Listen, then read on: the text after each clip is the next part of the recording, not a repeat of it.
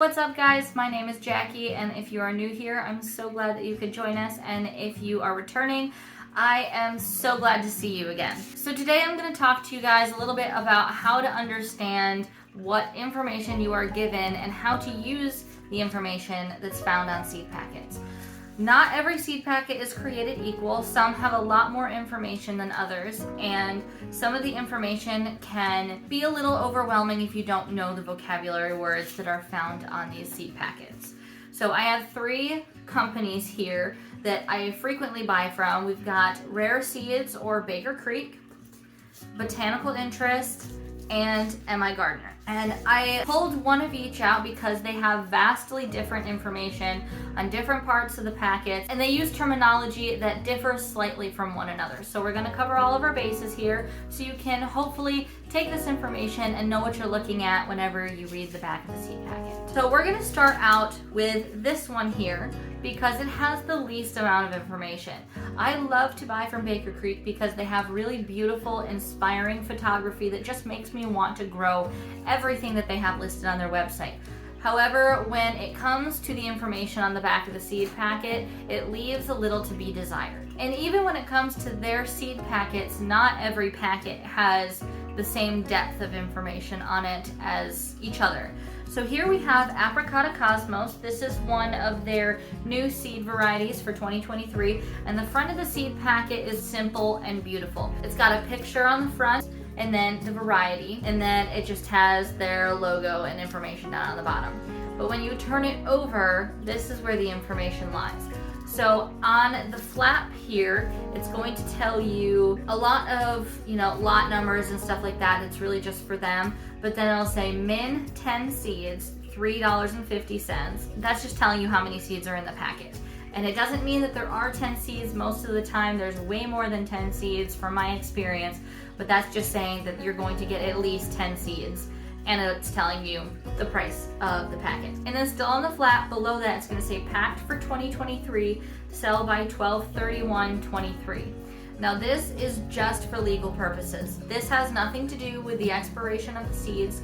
The seeds will still be good to grow after that date. You don't need to throw them away. That's just saying that that's when they were packed, and legally they cannot sell seeds that are more than a year old. Don't see that date and throw anything away. You can 100% still grow these seeds for years to come. And then one thing that I do like about Baker Creek is it gives you the scientific name of each packet of seeds. And that is important if you get into medicinal purposes, or if you want to grow things for a dye garden to use as natural food dyes or for cosmetics, because the scientific name is what's important when you're trying to figure out if it's safe for consumption or safe for topical use. So that's really why I like the scientific name, because you know exactly what you're talking about, because sometimes there can be multiple common names. But if you're a beginning gardener, you don't even have to worry about the scientific name if you're just looking to grow these for the pretty flowers that they are. And then below that, it'll tell you the same name that you see on here. So it'll say Apricota Cosmos, and it'll give you a little tidbit of information below that. So this one says 85 days annual, darling blooms in a color like pink lemonade with 3.5 foot tall plants that produce cheerful large blooms. Flowers reach just over 3 inches across and draw a range of pollinators, specifically praised for its unusual color and sturdy stems for cutting. Now this gives you a lot of information. Some of these have better information than others. This one is actually pretty good. So the first thing that it says, where it says 85 days, that is its average days to maturity. Now that's going to depend on the weather conditions, what time of year you planted it. As the days get shorter and cooler, that maturity day will lengthen a little bit. Something to keep in mind, when something tells you the days to maturity, that is not the day that you put the seed in the ground. That is the day that the transplant goes in the ground, or the day that if you direct sow it, you start to see green pop through the soil. The next thing that it says, annual, that's telling you whether it's going to survive your winters or not. And something that I find with this company is sometimes it will say it's a perennial, but it's only talking about it being a perennial in warmer zones. So for me, in zone 6B, there aren't a lot of things that Baker Creek sells that are actually perennial for me. There are a few, but not a lot. So just to recap, days to maturity is how many days you need once you've transplanted your seedling into the ground before it's going to start producing flowers or starting to fruit. Annual means it's not going to survive your winters, and if you want it again next year, you're going to have to plant a whole new plant. Perennial means that if it's within your zone, it will survive your winters and it will start growing again after the winter. To get some of the information that's hidden inside these paragraphs, you kind of just have to read and dig. So this says that it's 3.5 foot tall and the blooms are 3 inches across. Obviously 3.5 foot tall, that's how tall the entire plant is going to grow from the ground up. And then 3 inches across is talking about the diameter of the flower. And then it also at the end of this says sturdy stems for cutting, meaning that this is a good flower if you want to grow something for the purpose of a cut flower for arrangements and bouquets. And then below that, Baker Creek is going to give you planting instructions. For this example, sow in place in mid-spring. Plants require full sun, fairly warm temps, moderate moisture. Removing spent blooms prolongs the blooming season. More details at rareseeds.com. So now the thing that you need to pay attention here is if it says sow in place or start inside or what location it's telling you, because certain seeds should not be disturbed. They should just be planted in the ground.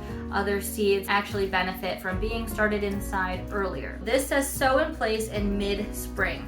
Now, something that I don't really like about Rare Seeds is they use these broad general terms like mid-spring. Like, what is mid-spring? Are you talking about after or before the last frost? You kind of just have to use your judgment. So I kind of go out around the time of my average last frost and just sprinkle these on the ground. Cosmos are really easy to get going, but some other terms you might see are things like before your last frost or once danger of frost has passed. If it wants to be planted before your last frost, you're going to do that at the very end of your winter season when temperatures might still be dipping around 28, 32 degrees, but say during the day might be getting high 30s, low 40s. That's going to be your sweet spot to plant those. Those are things like onions, lettuce seeds, and things that can handle the cold. If you see something that says after danger of frost has passed, that's going to mean you're going to want to fully avoid any frost from touching those plants or those seeds, and you're going to want to wait to plant those seeds or plants like tomatoes and peppers and the warm season crops well past any danger of reaching 32 degrees. And then below it, you're just going to see a whole lot of like packed by Baker Creek Heirloom Seed Company. You're going to see all of their information. But then I'm going to turn your attention to what's on this side part of the packet. This one says sprouts in 7 to 14 days. They use the terminology sprouts in, but you'll also see it as days to germination or something along those lines. That's telling you from the moment you put the seed into soil how many days it's going to take before you start seeing any green pop out of the soil at all. Next to it is ideal temp. I really don't pay a whole lot of attention to that, especially if you're starting things inside. For this one, it's 70 to 75. But if you're starting seeds inside, it's just whatever your room temperature is. So I don't really pay attention to that a whole lot. Seed depth is a very important piece of information to know when you're planting seeds.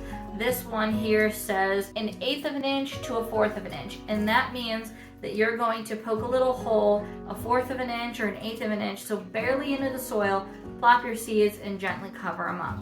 If you plant the seeds too deep, you could risk the seed not having enough saved up energy inside of the seed itself to get it up to the top, and it might never make it to the top of the surface. For plant spacing, this one says 10 inches apart. That is more of a general guideline, especially for Cosmos. I just sprinkle them around and they scatter wherever they're gonna scatter. But plant spacing, that's talking about once you're transplanting. That's more important for things like vegetables or especially perennials, things that are going to take a little bit more room.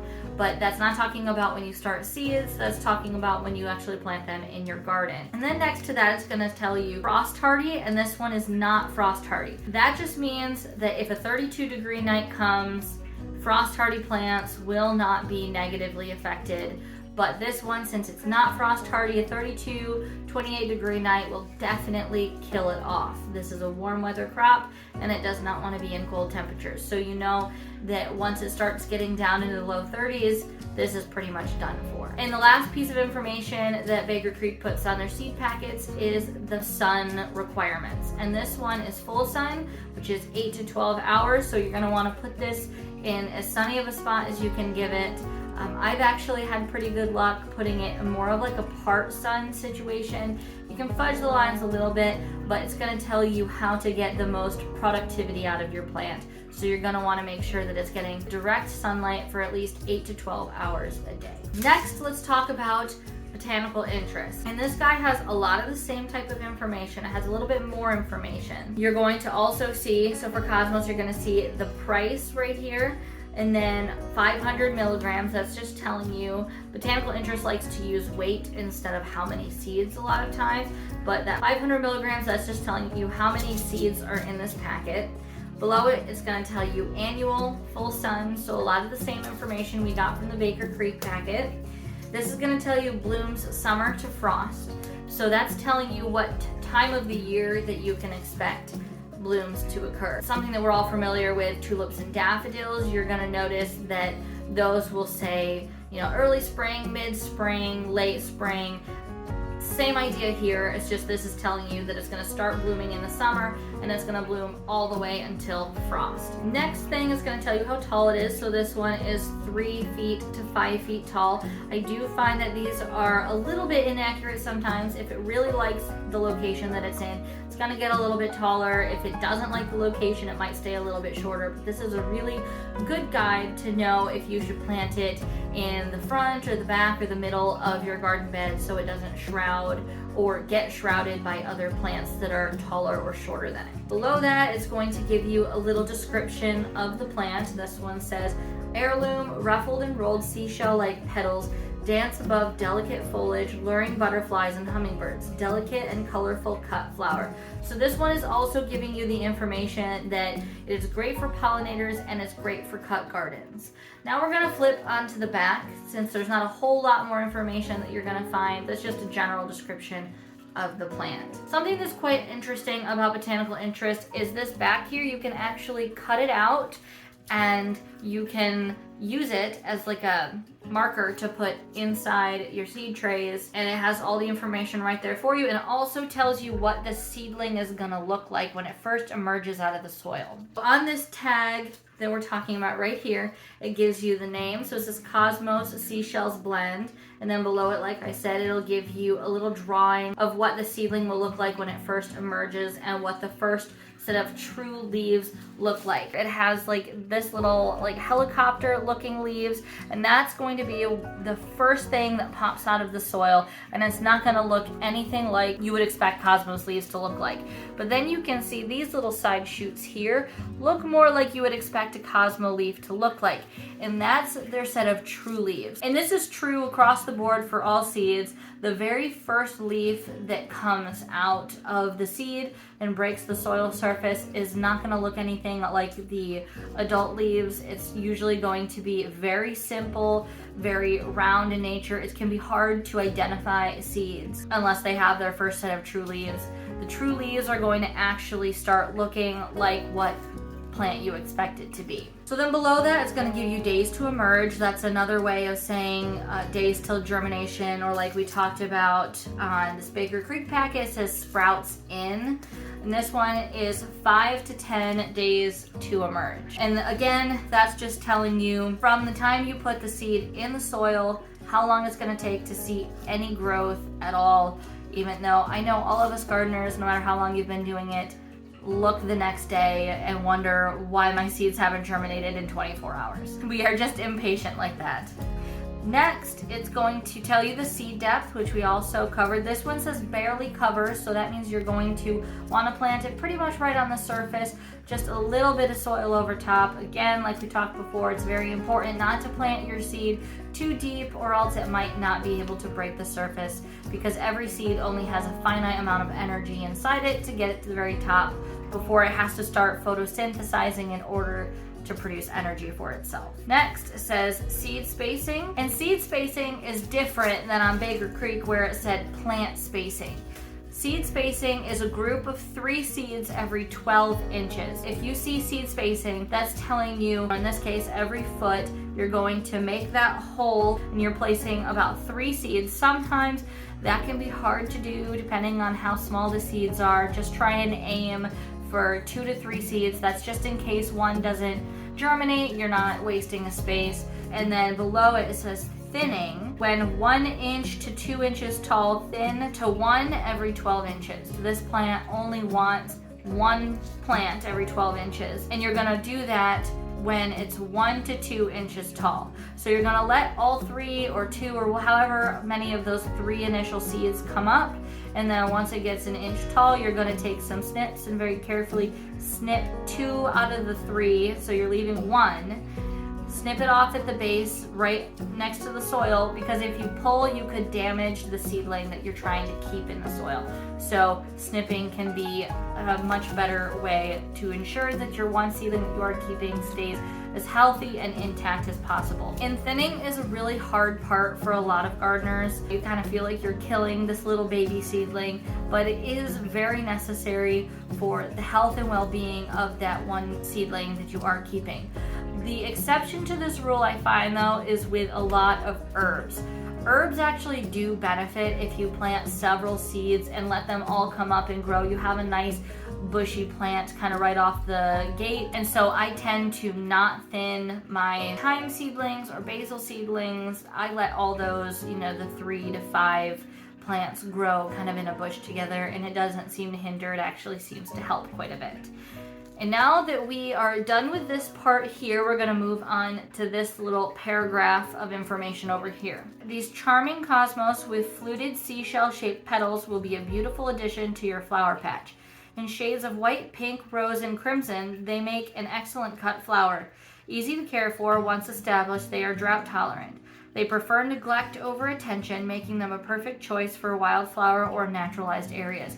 Again, so this is just giving you an overall, kind of romanticized version of the flower. Sometimes it'll give you a little bit of additional information. If it's a perennial, it might say what the USDA zones are, but pretty much that's just telling you about the variety that is in the packet. And then below it, you're going to see when to sow outside and when to start inside. Now this is very important because most of the time, either the when to sow outside or the when to sow inside will have a recommended. And that is telling you which way you're going to have the most success. And for this one, sowing outside is recommended 1 to 2 weeks after your average last frost date and when soil temperature is at least 60 degrees Fahrenheit. I don't really pay attention to soil temperature. I more pay attention to air temperature. If it says 1 to 2 weeks after your average last frost, I just wait until temperatures are usually not dipping below the high 30s or low 40s at night, and that'll be good to go. So for me, that is sometime in May. And then when to start inside, it'll say 4 to 6 weeks before your average last frost date. So you can start these inside, but I highly recommend, especially for new gardeners, take the recommendation at face value. If it says to start it outside or if it says to start it inside, I would do whatever the packet says just until you kind of get a feel for the variety and kind of know how to safely push the boundaries. But if you want to experiment, go for it. What are you out? A couple bucks in seed, not even. Because this whole packet here was $189, so if you try to grow some inside and they don't do well, what are you really out? And something that I like about these botanical interest seeds is it does tell you for the outside part or the inside part, it tells you how many weeks before or after your average last frost date that it wants you to start them inside or outside. In the gardening world, even for experienced gardeners, there tends to be a lot of confusion around what zones actually imply, because this one is talking about your average last frost date and nothing about zones because this is an annual. So if you live in the United States, I'm sure you've heard of the USDA zones. I am in zone 6B, being in Ohio right along Lake Erie, and that has absolutely nothing to do with growing annuals, which this is. Zones only apply to perennials. All that zones do is tell you how cold your area gets in the wintertime, to tell you what will survive overwinter as a perennial for you in your area. When you're talking about growing annuals or even just starting seeds, you're gonna wanna know when your average last frost date is. So what that means is you're going to go onto Google or to the Farmer's Almanac website and type in your zip code, and it will give you your average last frost date. If you're on the Farmer's Almanac, if you're on Google, you have to type in your zip code, average last frost date. And that will tell you what day, typically as an average for your area, you will see your last either 28 or 32 degree night. It kind of breaks it down, at least on the Farmer's Almanac website, it breaks it down by the likelihood of you getting, say, like a 28 degree night or a 32 degree night after that date. So for me, it falls somewhere between the end of April and the beginning of May, somewhere between like April 30th, May 1st, something like that.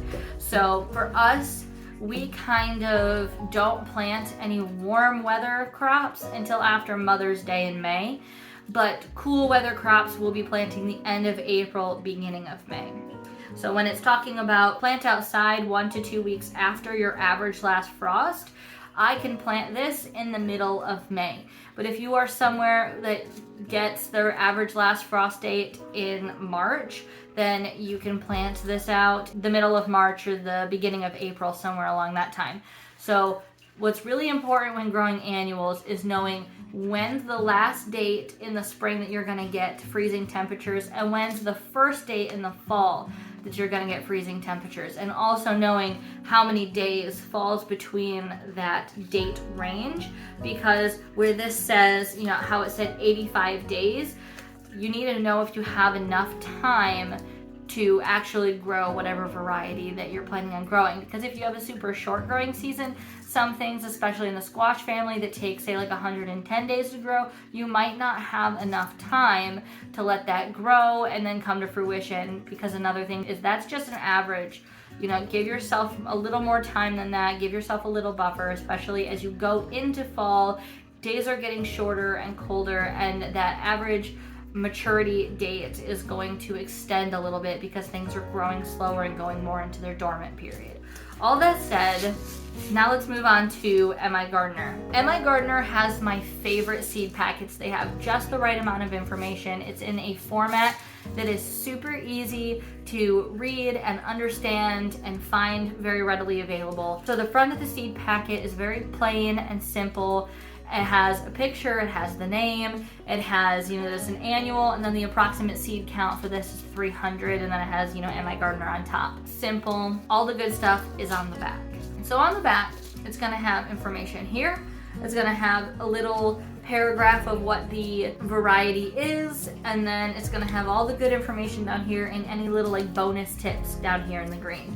So when you're talking about the information on the side, going to say 1/2 inch deep. Again, you're talking about how deep to actually plant the seed in the soil. It's going to tell you full sun. That's 8 to 12 hours a day. It's going to tell me that this is cold tolerant. So that means that it is going to survive a light frost of 32 degrees. It's not going to damage it. And actually a lot of these cold tolerant varieties like lettuce and cabbage and stuff like that can actually benefit from some cold weather. It condenses the sugars and it makes it really delicious. Whereas if a warm weather crop like a tomato went through a 32 degree night, it would be kaput. It would be dead. It would not survive. And then below it, it's going to say 3 to 6 months. And that's going to tell you how long it's going to take to grow this variety. In this here, which we're talking about Savoy cabbage for this example for M.I. Gardener, it's going to have an about section, and this says, originated in France, the Savoy cabbage is a large drum-headed storage variety. The leaves are large and textured with beautiful crinkled pattern that are not as tightly wrapped as a typical heading cabbage, yet have a much better flavor profile. Savoy are cold tolerant and mature later in the season than most cabbages, giving them the opportunity to weather a light frost, further developing their flavor. So like it says, it gives you a little bit of that information that says cold weather will develop its flavor further and make it really delicious.